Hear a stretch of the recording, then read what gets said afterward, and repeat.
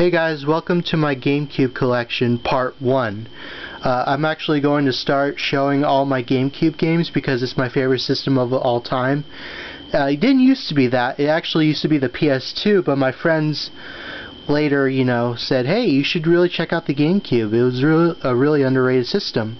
And I thought, okay.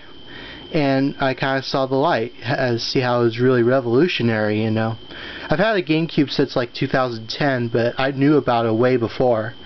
But anyway, I'm going to show all my games, give my opinions about them, show the discs and whatnot. Anyway, first game we got here is Top Gun Combat Zones. This is a very good Top Gun game. It's not my favorite Top Gun game, but it's still very good. This actually originally came out on the PS2 back in 2001. This is a 2002 GameCube port. See, it's the manual and there's the disc. I recommend it if you can find it for pretty cheap. It goes for a small amount online if you can find it. Next up we have Wave Race Blue Storm, one of the first GameCube games ever released. This is a pretty good waveboarding game. It's a little tricky at first, the turning curve and whatnot. I know Forever Retro 82 mentioned on his GameCube video a long time ago that there was a learning curve that was sort of hard to get used to, and I don't blame him. It is, but once you get used to that, it's very fun. There's the manual, and there's the disc. This game actually used to go for higher online, but it seems to have actually decreased in price, at least by the time I'm recording this video. But yeah, really good game. Next up we have Legends of Wrestling for the GameCube, made by Acclaim. This is a really good wrestling game. It's not my favorite wrestling game of all time, but for what it is, it's very good. You get to play as Hulk Hogan, you get to play as all the different wrestlers from the 80s and 90s up until about 2001 when this game came out. The GameCube port, again, came out in 2002, so. There's the manual. My copy's a little sun-faded and it's got a little bit of a rip. Yeah, right there's the rip. But, whatever. There's the disc. Movie gallery. Remember that place? I do. Yeah. You can find it for pretty cheap. It's very good. I recommend, it didn't come out on the GameCube, but I have it on the PS2. It's called Showdown Legends of Wrestling. That, to me, was a better game, but this is really good, too. Ah, yes. This is one of my favorite games right here. 007 Nightfire. This is probably, I would have to say this is probably my favorite James Bond game for the GameCube. So fun, runs at 60 FPS, very fluid, gets very challenging near the middle of the game. There's this part where you have to like sneak through these guys, and you have to like climb on top of this, wire while everyone's shooting at you. That's when the game really starts to get freaking hard, but yeah, this is one of my favorites, really good story, very good action, definitely one of my favorites. There's the manual and there's the disc. I highly recommend this one.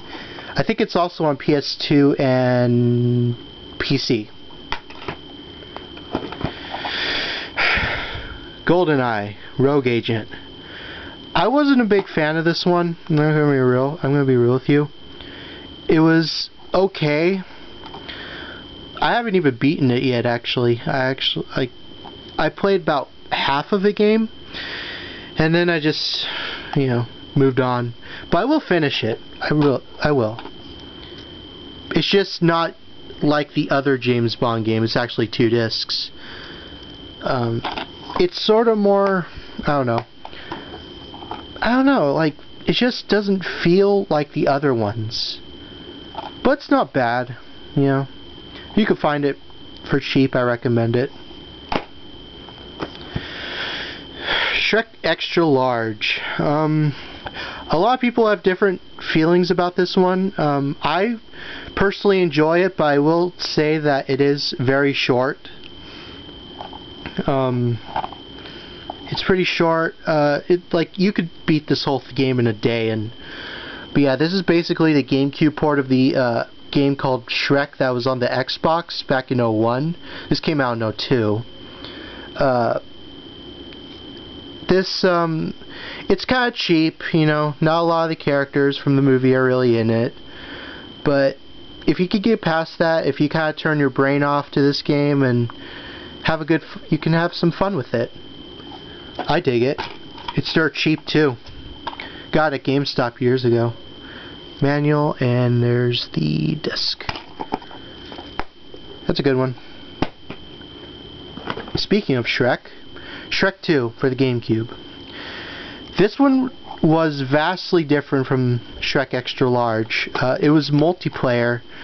It was kind of like a side-scroller, kind of. Like you beat the bad guys, and it was also almost like a puzzle game too. Very interesting. It came out in '04. I have the PC version of this, and the PC version is completely different from this version. Like, that's like a single-player game. This is like a multiplayer game, but yeah. I don't have the manual, but I do have the disc. There it is.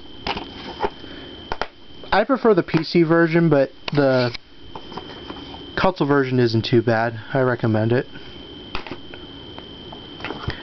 Shrek Superslam. This was actually the very first game that I got on my PS2 when the game came out. This is the GameCube port of it. It's basically Smash Brothers with Shrek characters, but it's a very good one, in my opinion. You can have a lot of fun with your buddies with this one. I would always kick my friend's butt at this game quite a bit, and I even well, I got like almost 100%. Like I'm missing a couple of things, but one day I'll 100% it for sure. You get like an extra level, I heard, if you beat all 100%. Jam Vendetta. I love this game. It's hard, I know, but it's basically, you know, got a bunch of these like rappers, and you fight to the death with both of them. This is actually not the first game in the series I played. The first game I actually played was Def Jam Fight for New York City, and that was on the Xbox, and that game is super hard to find now. This has actually sort of become hard to find lately. It's like goes for 30 online. But if you can find this, man, it's a real fun time. I recommend it. It's hard. I will admit, it's really hard. But if you can get past it, it's very fun. Ultimate Spider-Man. I rented this game from my friend years and years ago on the PS2.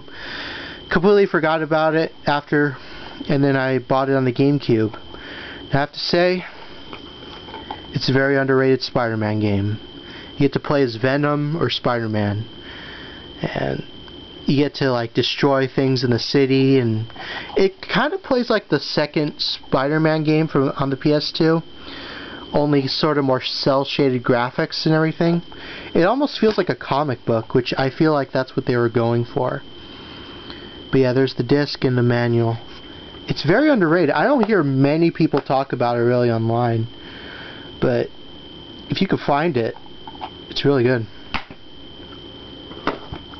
Next game, it's not really a game, it's more of a disc. I actually printed this cover art from the internet. This is the Game Boy player. For the Game Boy player, you can plug it into your GameCube right there.